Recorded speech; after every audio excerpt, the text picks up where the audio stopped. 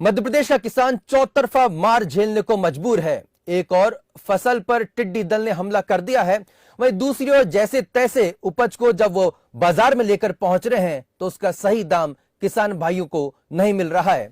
बिचौलिए पूरा का पूरा मुनाफा काट रहे हैं। ऐसे में कृषि विभाग और प्रशासन की बेपरवाही रवैये पर किसान और विपक्षी संगठन अब एकजुट होते दिखाई दे रहे हैं।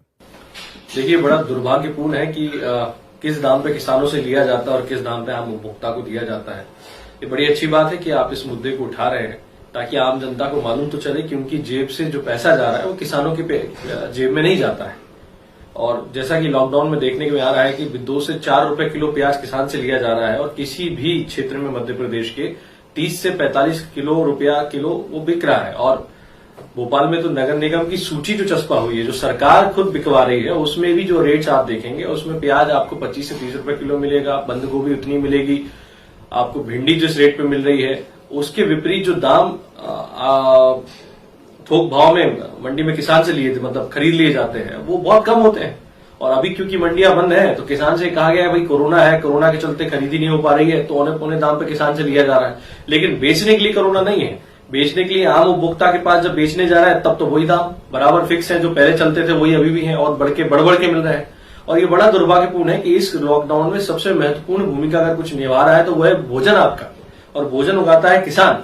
तो भोजन का, फल साग सब्जी का, दूध का उसको प्रॉपर रेट नहीं मिल रहा है, जबकि अन्य जो खुदरा व्यापारी हैं, जो राशन की दुकान वाले हैं, वो बड़ा चढ़ा के दुकान के दाम दे रहे हैं और हम तो हमारा जो वाजिब दाम है वो ही नहीं ले पा रहे हैं। जब लॉकडाउन लगा था तभी मुख्यमंत्री जी से, जो तत्कालीन है शिवराज सिंह जी, उनको पत्र लिख के कहा था कि कस्बे शहर जो है उनके नजदीक किसान जो रहते हैं उनको आई कार्ड पास बना के दिए जाए और वो अपना उत्पादन बेच सकें ताकि उनको प्रॉपर दाम मिल जाए।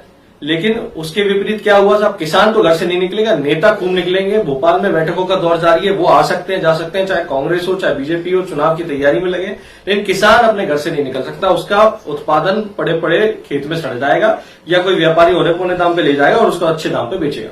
ये आड़तिया प्रथा जो है इसने इस देश के किसानों का बहुत नुकसान किया है, इसको कोई खत्म करने को तैयार नहीं है।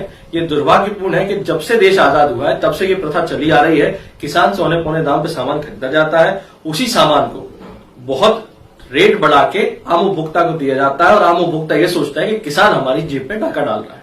तो मैं आपको बहुत धन्यवाद देता हूं, ये विषय कम से कम आपने उठाया और आम जनता को ये मालूम चले कि आप जो पैसा दे रहे हैं वो किसान की जेब में नहीं जा रहा, वो जाता है शुद्ध रूप से व्यापारी की जेब में। किसान को आपके द्वारा प्रत्येक सब्जी, फल, साग, दूध पे दिया हुआ जो पैसा होता है उसका 1/4 अंश ही मिलता है।